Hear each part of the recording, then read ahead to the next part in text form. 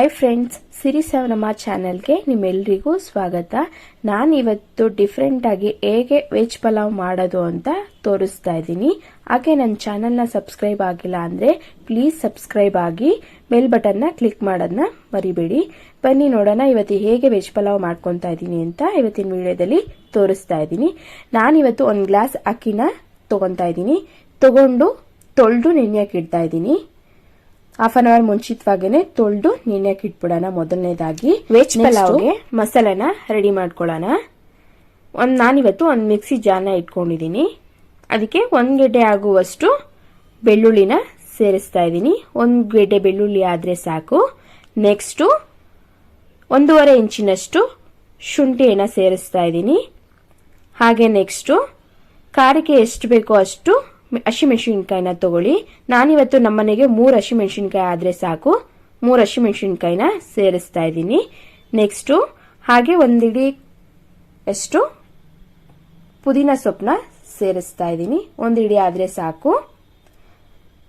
Next ಇನ್ನೊಂದು ಹಿಡಿ ಆಗುವಷ್ಟು ಕೊತ್ತಂಬರಿ ಸೊಪ್ಪನ್ನ ಸೇರಿಸ್ತಾ ಇದ್ದೀನಿ.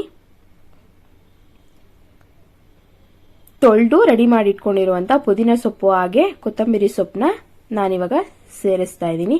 ಹಾಗೆ 1 ಟೊಮೊಟೊನ ಕಟ್ ಮಾಡಿ ಸೇರಿಸ್ಕೊತಾ ಇದ್ದೀನಿ. ಬೇಕಂದ್ರೆ ಹಾಕೊಳ್ಳಿಲ್ಲ ಅಂದ್ರೆ ಸ್ಕಿಪ್ ಮಾಡಿ.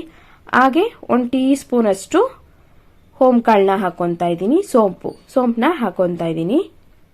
ಹಾಗೆ ಅದನ್ನ ಇವಾಗ ಎಲ್ಲಾನು ಹಾಕಿದ್ನ ರುಬ್ಕೊಂಡು ಬರೋಣ. ನೋಡಿ, ಇವಾಗ ರುಬ್ಕೊಂಡು ಬಂದು ನಿಮಗೆ ತೋರಿಸ್ತಾ ಇದ್ದೀನಿ. ನುಣ್ಣಗಿದ್ರೆ ಸಾಕು, ನೈಸ್ ಆಗಿದ್ರೆ ಸಾಕು. ನೆಕ್ಸ್ಟು ಒಂದು ಕುಕ್ಕರ್ನ ಇಟ್ಕೊಂಡು ಸ್ವಲ್ಪ ತುಪ್ಪನ ಹಾಕೊತಾ ಇದ್ದೀನಿ, 1 ಸ್ಪೂನು. ಹಾಗೆ 1-2-3 ಸ್ಪೂನ್ ಅಷ್ಟು ಎಣ್ಣೆನ ಹಾಕೊತಾ ಇದ್ದೀನಿ. ಬರೀ ತುಪ್ಪ ಬೇಕಂದ್ರೆ ತುಪ್ಪನೂ ಹಾಕೊಳ್ಳಿ. ಹಾಗೆ ಎಣ್ಣೆನೂ ಸಹ ನಾನು ಸ್ವಲ್ಪ ಸೇರಿಸ್ಕೊಂಡಿದ್ದೀನಿ. ಹಾಗೆ ಪಲಾವ್ ಸಾಮಾನ ಹಾಕೋಣ. 2 ಅನಾನಸು, 1 ಏಲಕ್ಕಿ, 1 ಪಲಾವ್ ಎಲೆನ ಹಾಕೊತಾ ಇದ್ದೀನಿ. ಘಮ ಬಂದಾದ್ಮೇಲೆ 2 ಈರುಳ್ಳಿನ ಉದ್ದುದ್ದಾಗೆ ಕಟ್ ಮಾಡಿ ಇಟ್ಕೊಂಡಿದ್ದೀನಿ. ಅದನ್ನು ಸಹ ಎಣ್ಣೆಲಿ ಸೇರಿಸ್ತಾ ಇದ್ದೀನಿ. ಸೇರಿಸ್ಕೊಂಡು ಈರುಳ್ಳಿ ಹಸಿ ಸ್ಮೆಲ್ ಹೋಗೋವರೆಗೂ ಫ್ರೈ ಮಾಡ್ಕೊಳ್ಳಿ. ನೆಕ್ಸ್ಟು ತೊಳ್ಕೊಂಡಿರೋವಂಥ ತರಕಾರಿ ಎಲ್ಲಾನು ಕಟ್ ಮಾಡಿ ತೊಳೆದು ಇಟ್ಕೊಂಡಿದ್ದೀನಿ ನಾನು ರೆಡಿ ಮಾಡಿ. ಕ್ಯಾರೆಟು, ಬೀನ್ಸು, ಆಲೂಗೆಡ್ಡೆನ ತೊಳೆದು ಇಟ್ಕೊಂಡಿದ್ದೀನಿ. ಉದ್ದುದ್ದಾಗಿ ಕಟ್ ಮಾಡ್ಕೊಳ್ಳಿ, ತುಂಬಾನೇ ಚೆನ್ನಾಗಿ ಬರುತ್ತೆ ಪಲಾವ್ಗೆ ತರಕಾರಿ.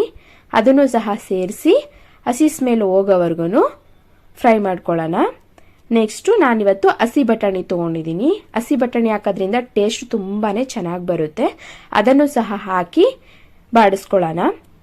ಹಸಿ ಬಟಾಣಿ ಇದ್ರೆ ಹಾಕಿ, ಇಲ್ಲ ಅಂತಂದ್ರೆ ಒಣ ಬಟಾಣಿನ ನೆನೆಸಿ ಹಾಕೊಂಡ್ರಿಂದನೂ ಚೆನ್ನಾಗಿರುತ್ತೆ. ನಾನಿವತ್ತು ಹಸಿ ಬಟಾಣಿನ ಸೇರಿಸ್ಕೊತಾ ಇದ್ದೀನಿ. ಸ್ವಲ್ಪ ಉಪ್ಪು ಹಾಕೊತಾ ಇದ್ದೀನಿ. ತರಕಾರಿ ಎಲ್ಲಾನು ಹಾಕಾದ್ಮೇಲೆ ಸ್ವಲ್ಪ ತರಕಾರಿಗೆ ಉಪ್ಪು ಹಿಡಿಬೇಕಲ್ವಾ, ಅದಕ್ಕೆ ಸ್ವಲ್ಪ ಒಂದು ಸ್ಪೂನ್ ಅಷ್ಟು ಉಪ್ಪನ್ನ ಸೇರಿಸ್ತಾ ಇದ್ದೀನಿ. ಅದನ್ನು ಸ್ವಲ್ಪ ಚೆನ್ನಾಗಿ ಬಾಡಿಸ್ಕೊಳ್ಳೋಣ. ಉಪ್ಪೆಲ್ಲ ಚೆನ್ನಾಗಿ ಸೇರ್ಬೇಕು, ಮತ್ತೆ ಹಸಿ ಸ್ಮೆಲ್ ಹೋಗ್ಬೇಕು. ಹಾಗೆ ನಾನೊಂದು ಸಣ್ಣದಾಗಿರೋಂಥ ಕ್ಯಾಪ್ಸಿಕಮ್ನ ಉದ್ದುದ್ದಾಗೆ ಕಟ್ ಮಾಡಿ ಸೇರಿಸ್ಕೊತಾ ಇದ್ದೀನಿ. ಬೇಕಂದ್ರೆ ಹಾಕೊಳ್ಳಿ, ಟೇಸ್ಟ್ ಚೆನ್ನಾಗಿ ಬರುತ್ತೆ. ಹಾಗೆ ಕ್ಯಾಪ್ಸಿಕಮ್ನ ಘಮ ಚೆನ್ನಾಗಿ ಬರುತ್ತೆ ಅಂತ ನಾನಿವಾಗ ಸೇರಿಸ್ಕೊತಾ ಇದ್ದೀನಿ. ಅದೆಲ್ಲ ಫ್ರೈ ಆದ್ಮೇಲೆ ಆಗ್ಲೇ ರುಬ್ಬಿಟ್ಕೊಂಡಿದ್ದಂತಲ್ಲ ಮಸಾಲೆನ ಸೇರ್ಸೋಣ.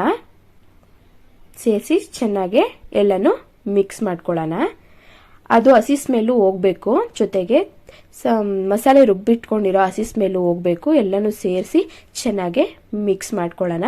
ಎಣ್ಣೆಲೆ ಚೆನ್ನಾಗಿ ಅದೆಲ್ಲಾನು ಬೇಯಬೇಕು.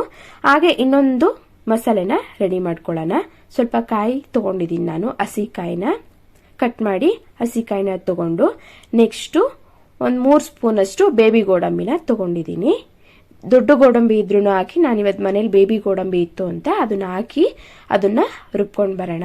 ನುಣ್ಣಗೆ ರುಬ್ಕೊಳ್ಳಿ, ನೈಸಾಗೆ. ರುಬ್ಬಾದ್ಮೇಲೆ ಇವ್ ನೋಡಿ ಈ ತರ ತೋರಿಸ್ತಾ ಇದ್ದೀನಿ. ಅದರಿಂದ ಹಾಲನ್ನ ತೆಗ್ದಿಟ್ಕೊಳ್ಳಿ, ರುಬ್ಬಿ ಅದರಿಂದ ಹಾಲು ತೆಗ್ದಿಟ್ಕೊಳ್ಳಿ. ನೋಡಿ, ಇವಾಗ ಚೆನ್ನಾಗಿ ಬೆಂದು ಮಸಾಲೆ ಎಲ್ಲ ಹಿಡಿದು ತರಕಾರಿ ಎಲ್ಲ ಮಸಾಲೆ ಜೊತೆ ಬೆಂದಿದೆ. ಆ ರುಬ್ಬಿಟ್ಕೊಂಡಿದ್ದಂತಲ್ಲ ಮಸಾಲೆ, ಅದರಲ್ಲಿ 1 ಗ್ಲಾಸ್ ಹಾಲನ್ನ ತೆಗ್ದಿಟ್ಕೊಳ್ಳೋಣ.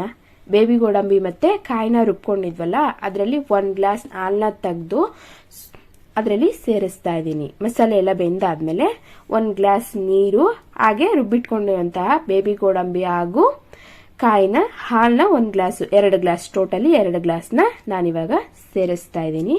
ಚೆನ್ನಾಗಿ ಎಲ್ಲಾನು ಮಿಕ್ಸ್ ಮಾಡ್ಕೊಳ್ಳೋಣ. ಹಾಗೆ ಸ್ವಲ್ಪ ಒಂದು ಅರ್ಧ ಗ್ಲಾಸಿನಷ್ಟು ಮೊಸರನ್ನು ಸಹ ಸೇರಿಸ್ತಾ ಇದ್ದೀನಿ. ಚೆನ್ನಾಗಿರುತ್ತೆ. ಮೊಸರು ಹಾಕೋದ್ರಿಂದ ಅನ್ನ ಸಾಫ್ಟ್ ಆಗಿ ಬರುತ್ತೆ, ಟೇಸ್ಟ್ನು ಸಹ ಚೆನ್ನಾಗಿ ಬರುತ್ತೆ. ಆಗ್ಲೇ ಸ್ವಲ್ಪ ತರಕಾರಿಗೂ ಸ್ವಲ್ಪ ಉಪ್ಪು ಹಾಕಿದ್ವಿ. ಇವಾಗಲೂ ರುಚಿಗೆ ತಕ್ಕಷ್ಟು ನೋಡಿ ಸ್ವಲ್ಪ ಉಪ್ಪು ಹಾಕೊಳ್ಳೋಣ. ಅದನ್ನ ಉಪ್ಪೆಲ್ಲ ಹಾಕಿ ಆದ್ಮೇಲೆ ಚೆನ್ನಾಗಿ ಕುದಿಯೋದಕ್ಕೆ ಬಿಡೋಣ. ಹಸಿ ಸ್ಮೆಲ್ ಹೋಗ್ಬೇಕು. ಕಾಯಿ ಮತ್ತೆ ಗೋಡಂಬಿ ರುಬ್ಕೊಂಡಿದ್ವಲ್ಲ ಹಾಲು, ಅದು ಹಸಿ ಸ್ಮೆಲ್ ಹೋಗ್ಬೇಕು. ರುಬ್ಕೊಂಡಾದ್ಮೇಲೆ ಇವಾಗ ಅಕ್ಕಿನ ಹಾಕ್ತಾ ಇದ್ದೀನಿ. ಆಗ್ಲೇ ತೊಳೆದಿಟ್ಕೊಂಡಿಂತ 1 ಲೋಟ ಅಕ್ಕಿನ ಇದ್ರೆಲ್ಲ ಹಾಕ್ತಾ ಇದ್ದೀನಿ. ಚೆನ್ನಾಗಿ ಮಿಕ್ಸ್ ಮಾಡ್ಕೊಳ್ಳೋಣ. ಮಸಾಲೆ ಎಲ್ಲ ಅಕ್ಕಿ ಜೊತೆ ಹೊಂದಾಣಿಕೆ ಆಗಬೇಕು, ಹಾಗೆ ಮಿಕ್ಸ್ ಮಾಡ್ಕೊಳ್ಳೋಣ. ನೆಕ್ಸ್ಟು ಸ್ವಲ್ಪ ಕುದಿಯೋದಕ್ಕೆ ಬಿಟ್ಟು ನಾನು ಇವಾಗ ಕುಕ್ಕರ್ನ ಕ್ಲೋಸ್ ಮಾಡ್ತಾ ಇದ್ದೀನಿ. ಕ್ಲೋಸ್ ಮಾಡಿಬಿಟ್ಟು 1 ವಿಜಿಲ್ನ ತೆಗೆದ್ರೆ ಸಾಕು. 1 ವಿಜಿಲ್ ತೆಗೆದ್ರೆ ತುಂಬ ಅನ್ನನೇ ಉದ್ದುದ್ರವಾಗಿ ಆಗಿರುತ್ತೆ, ಸಾಫ್ಟ್ ಆಗಿ ಆಗಿರುತ್ತೆ. 1 ವಿಜಿಲ್ ತೆಗೆದ್ರೆ ಸಾಕು. ಇವಾಗ ನಾನು 1 ವಿಜಿಲ್ ತೆಗ್ದಾದ್ಮೇಲೆ ಕುಕ್ಕರ್ನ ಕ್ಯಾಪ್ ಓಪನ್ ಮಾಡಿ ನಿಮಗೆಲ್ರಿಗೂ ತೋರಿಸ್ತಾ ಇದ್ದೀನಿ. ನೋಡಿ ಈಗ ಹೇಗೆ ರೆಡಿ ಆಗಿದೆ ವೆಜ್ ಪಲಾವು. ತುಂಬಾನೇ ಸೂಪರ್ ಆಗಿ ರೆಡಿ ಆಗಿದೆ. ನೋಡಿ ನಿಧಾನವಾಗಿ ತಿರುಗಿಸ್ಕೊಳ್ಳೋಣ. ಮಸಾಲೆ ಎಲ್ಲ ಮೇಲೆ ಕೆಳಗೆ ಇರೋದ್ರಿಂದ, ಮೇಲೆಲ್ಲ ಬಂದಿರೋದ್ರಿಂದ ಮೇಲೆ ಕೆಳಗೆ ಎಲ್ಲಾನು ನಿಧಾನವಾಗಿ ತಿರುಗಿಸ್ಕೊಳ್ಳೋಣ. ಜೋರಾಗಿ ತಿರ್ಗಿಸ್ಕೊಳಕ್ ಹೋಗ್ಬೇಡಿ, ಅನ್ನ ಎಲ್ಲ ಕಟ್ಟಾಗ್ಬಿಡುತ್ತೆ. ನಿಧಾನವಾಗಿ ತಿರುಗಿಸ್ಕೊಳ್ಳೋಣ. ನೋಡಿ ಈಗ ನಾನು ಸರ್ವ್ ಮಾಡಿ ತೋರಿಸ್ತಾ ಇದ್ದೀನಿ ಹೇಗೆ ವೆಜ್ ಪಲಾವ್ ರೆಡಿ ಆಗಿದೆ ಅಂತ. ತುಂಬಾನೇ ಸೂಪರ್ ಆಗಿ ರೆಡಿ ಆಗಿದೆ. ಹಾಗೆ ಕಾಯಿ ಮತ್ತೆ ಗೋಡಂಬಿ ಸ್ಮೆಲ್ ತುಂಬಾನೇ ಚೆನ್ನಾಗಿ ಬರ್ತಿದೆ. ರುಬ್ಬಿ ಹಾಲು ತೆಗೆದಿಟ್ಕೊಂಡಿದ್ವಲ್ಲ ಆ ಘಮ ತುಂಬಾನೇ ಸೂಪರ್ ಆಗಿ ಬರ್ತಿದೆ. ಕ್ಯಾಪ್ಸಿಕಮ್ ಹಾಕಿದ್ವಲ್ಲ ಆ ಘಮನೂ ಸಹ ತುಂಬಾನೇ ಚೆನ್ನಾಗಿ ಬರ್ತಿದೆ. ನೋಡಿ ಮೊಸರು ಬಜ್ಜಿ ಜೊತೆಗೆ ಸೂಪರ್ ಕಾಂಬಿನೇಷನ್. ಬೆಳಗಿನ ಬ್ರೇಕ್ಫಾಸ್ಟ್ಗೆ ತುಂಬಾನೇ ಚೆನ್ನಾಗಾಗಿದೆ ವೆಜ್ ಪಲಾವು. ನೋಡಿ ಇನ್ನಷ್ಟು ವಿಡಿಯೋಗಳಿಗಾಗಿ ನನ್ನ ಚಾನೆಲ್ನ ಸಬ್ಸ್ಕ್ರೈಬ್ ಆಗಿಲ್ಲ ಅಂದ್ರೆ ಪ್ಲೀಸ್ ಸಬ್ಸ್ಕ್ರೈಬ್ ಆಗಿ, ಹಾಗೆ ಬೆಲ್ ಬಟನ್ನ ಕ್ಲಿಕ್ ಮಾಡೋದನ್ನ ಮರಿಬೇಡಿ. Thank you for watching friends.